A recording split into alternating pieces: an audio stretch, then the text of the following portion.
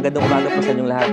My name is John Kevin Paunel at nandito tayo ngayon sa Pueblo de Oro, La Aldea Fernandina 2 Subdivision Project, which is the Uni Homes. At nasa harap tayo ng single attached premium with balcony. So previously, nakapag-vlog na po tayo dito at ngayon, nais lang po natin ipakita yung other option po ng Uni Homes Project. By the way, this model unit ay meron pong minimum lot area na 70 square meters at floor area na 88 square meters. May 1 carport, of course, with balcony, 2 bedrooms, and 1 toilet and bathroom. But before we proceed on the further details of this model unit, if hindi ka pa nakasubscribe, please click the subscribe button and hit the notification bell para ma-update po kayo sa mga susunod nating videos. Kaya wag na po natin patagalin, let's begin. Currently, we have available na single attached unit po dito. So we have 2 options. Kung gusto nyo yung may balcony, kagaya po nito, at yung without balcony.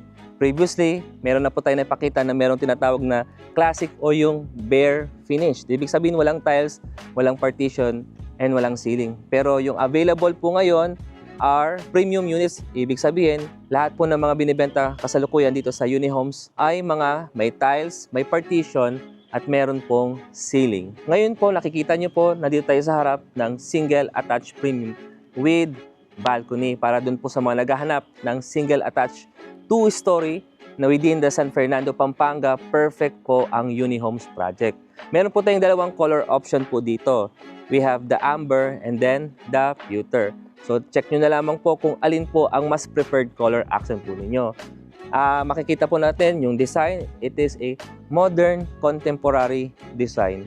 Meron po tayong setback sa frontage na estimated 1.5 meter setback space. Sa harap din po, dito sa taas po ng ating pintuan is meron tayong canopy dyan. Yung pintuan naman po natin, it is a steel door, elevated ang doorstep, and meron po tayong 2-panel sliding glass window dito at fixed window dun sa ating pinaka firewall. By the way, when we say single attached, para sa mga bago nanonood ng ating video, ibig sabihin, ito po yung mga single structure na meron pong single firewall, kagaya po nito. Sapagkat yung bahay is sagad na sa pinaka-property line, definitely magkakaroon po ng firewall po. Okay, so proceed naman po tayo dito sa ating carport. It is a 1-vehicle carport po siya. Actually, dahil hanggang dito naman po yung ating setback, so pwede nyo isagad. And then sa likod pa, may space pa po kayo. So check natin dito. Sa likod po kasi, meron kayong estimated na mga nasa 1.8 meter setback space. Almost 2 meters na po siya. Mapapansin nyo po yung sasakyan po dito sa likod. Meron ka pang halos 3 meters setback space. Eh hindi naman po niya sinagad po yan. Talagang pinasok niya po. So yan pa yung mga available space na pwede nyo magamit. Kumbaga perfect ito pong pinaka rear area bilang extension po ng inyong dirty kitchen. We have back door dito. May canopy po siya. Pwede nyo pong enclose po yan. Kagaya po ng sinabi ko na kung gusto nyo mag-extend ng dirty kitchen po dito. And then on this area, pwede nyo pong magamit siya as your bedroom. It depends kung paano nyo po i-maximize yung mga available spaces po natin dito. Okay, sa likod po, meron pa rin tayong 2-panel sliding glass window po. Actually, hindi po siya sliding glass. This is an awning type window. And ito po yung air vents natin sa ating toilet, which we will show once we enter the interior space. And now, balik tayo doon sa pinaka-main door. So, ayan po. Ito po yung pinaka-ceiling po natin which serves as the concrete slab ng ating balcony. Estimated po yung height floor to ceiling, mga nasa 9 feet po yan. And now, let's go inside to check the interior details of the single attached premium with balcony. And now, we are inside the interior space of the single attached premium. Wala po siyang gamit. That is why this is not a dressed up model unit. Pero at least, makikita nyo talaga yung actual delivery ng single attached premium. So, pag-usapan po natin, yung mga nakikita po nating detalye po dito. Pagdating sa tiles, it is a 60 by 60 cm ceramic floor tiles, which is the default tiles po nila yan. And then yung height floor to ceiling, para lang po magkaroon po kayo ng idea because this is just an empirical measurement, ganun din po, mga estimated 9 feet din po siya. Kung mapapansin nyo po, meron po siyang hulma kapag gumamit po dito sila ng metal deck, but it is a concrete slab. And then, bilangin naman po natin yung mga bintana po dito. So we have 2-panel sliding glass window in this area, another one here. Pagkatapos sa harap, ito yung nabanggit natin kanina. Bilangin naman po natin yung mga electrical outlet. Dito muna po sa pinakapintuan, meron po dito, so 2 outlet here, another here, so 3, 4, 5. Meron din po dito. Sa magkabila, meron din. And then, dito naman po sa area na to, meron po tayong kitchen counter. Kung ano po yung measurement po ng tiles na ginamit sa flooring, same measurement din po ng ating countertop, 60 by 60 na tiles yung ginamit po. Pagkatapos siguro yung dimension niya po, estimated mga nasa 2 by more or less po 5 feet. Ganyan po. Tansya lang naman po yun. Meron po tayong single stainless steel sink with faucet. Ito yung bintana natin. It is an awning type window. Yan. So, para pag gusto nyo pong makalanghap po ng hangin, ayan, or pag flow yung air, so open nyo lang po yan. And then, ito yung ating pinakapintuan sa likod na pwede nyong access doon sa i-extend nyo na dirt kitchen. Meron din po tayong single outlet dito if you want to install an air condition, split type air condition. May outlet na tayo dyan. Okay. And we have our toilet and bathroom. Ito naman po yung ating toilet and bathroom. We have the water closet, the wall-mounted lavatory.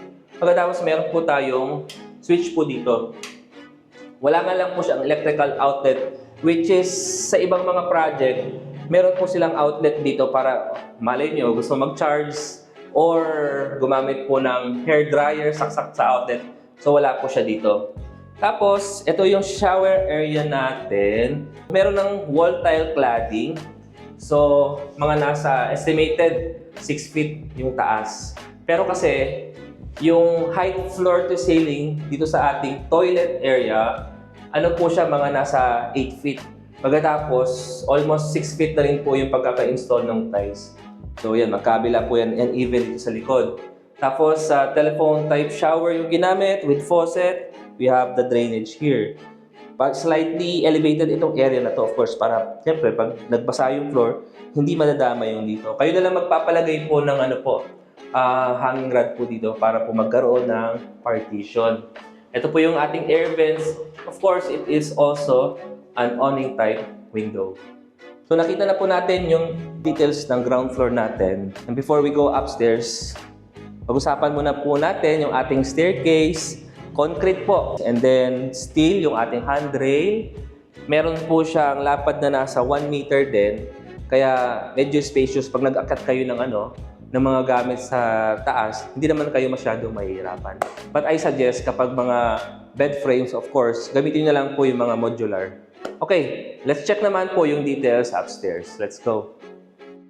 Pagdating naman po dito sa second floor, if we use a ceramic floor tiles sa ground floor, dito naman po, vinyl tiles yung ginamit.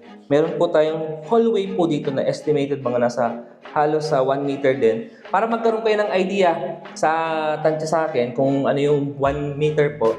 Mula po dito yan sa dulo ng daliri ko hanggang dito sa balikat ko. Almost 1 meter na siya yung hallway po natin dito. Okay, we have 2 rooms upstairs. And both rooms may access sa ating balcony. Dito muna po tayo sa ating bedroom number 1. The dimension of the bedroom number 1, sukatin na natin. So, dito muna po. So, 1, let's say dito. Yan, 2. So, mga nasa 2 meters by, siguro mga nasa 17 inches pa. Binibigyan ko lang kayo ng idea para at least imagine nyo kung paano nyo gagamitin yung interior space. So, this is our bedroom number 1. Bilangin naman natin yung, let's say that is the length natin. Kasi ito naman yung width. So, ganyan siya. So, bilangin natin 1, dito. Tapos, 2, and then 3. Mga nasa 3 meters din. So, 3 by 2 meters. Yung pagka 2 meters niya, may excess pa ho yun. At least may idea kayo. Then the height floor to ceiling, mga nasa 9 feet din po siya. And we have 2 panel sliding glass window dito. Bilangin natin yung mga outlet. 1, 2, 3 outlet. Pwede nyo magamitin itong area na to as your built-in cabinet. Pwede kayong palagay dito or study area. Tapos meron tayong outlet dito kapag magpapa-install ka ng aircon. Meron din siyang access sa ating balcony. So mamaya, ipapakita natin yung details ng balcony. And dito naman po tayo sa bedroom number 2. Sa bedroom number 2, bilangin natin yung dimension. 1, yan, tapos 2, mga nasa 3 meters yung haba, then yung lapad naman din po, nasa 2 meters. At least, kasya po dito yung double size bed. And then, hanggang dito lang naman kasi yung frame, kung sasagad nyo po doon. Pagkatapos, meron ko pang 1 meter setback space below the bed frame. Then, you still have space for a side table dito kung gagamit po kayo ng double size bed. Kasi hanggang dito po yung single size bed eh. So, extension siya dito. Meron ka pang space dito for a side table. Then, we have 2 panel sliding glass window dito. Bilangin natin yung outlet. 1, 2. So, merong 2 electrical outlet. And each outlet po, yan po, may 2 ports po siya. Pagkatapos, another outlet dedicated for the air condition. Bawat window po pala natin may screen. Para pag gusto nyong i-open yung one side, one panel po, yan. Para hindi pumasok yung insekto, at least yan, screen po yung pang-cover nyo dito. Meron pong air flowing po dyan. Okay? And of course, may access din siya sa ating balcony. Check natin po yung ating balcony area. So this is our balcony area. Kung bibilangin po natin ito, I think mga nasa almost 5 meters po yung haba niya. Tapos yung lapad niya po dito, mga nasa 2.5 or 2.8 meters. So ganun po siya yung dimension po niya. Sa tansya lang po natin para lang magka-idea sila. Both po natin, side or dito po is magkatalikuran, meron pong mga steel railing. Kumbaga hindi sagad yung balcony kasi dito po, meron pang 1.5 meter setback. Sa likod din po, mga nasa 1.8 meters. Hanggang dito lang po yung ating balcony. Yun pa yung space nyo po doon na pwede nyo magamit for an extension of the dirty kitchen. Okay, so nakita na po natin yung interior and exterior details of the single attached premium with balcony. If prefer po ninyo na wala pong balcony, pwede din. Hindi naman po magbabago po yung features ng ating unit. Mawawala lang naman po yung balcony pero may carport pa rin po sila. Okay, so if you have any question with regards to this project, please don't hesitate na mag-comment sa ating comments section below. Naka-indicate na din po yung ating price sa ating description box. Bali, available po siya sa bank financing at saka sa in-house financing. Unfortunately, hindi po siya available sa Pag-ibig. Kaya yun po yung mga magiging option po natin. The amenities that we have here, we have the clubhouse, the basketball court, children's playground. The advantage of having this project is the convenience and strategically dito sa San Fernando, Pampanga dahil from Pueblo de Oro, La Aldea Fernandina 2, going to SM Pampanga, it will take you about 5 minutes drive only. So magkaharap yun, SM Pampanga, Robinsons Mall, and the NLEX San Fernando exit. Kaya perfect talaga ang location ng project na to. Malapit ho tayo sa mga hospital kasi sa San Fernando intersection may mga hospital po doon, schools. Kaya maganda, napaka-convenient po ng ating project.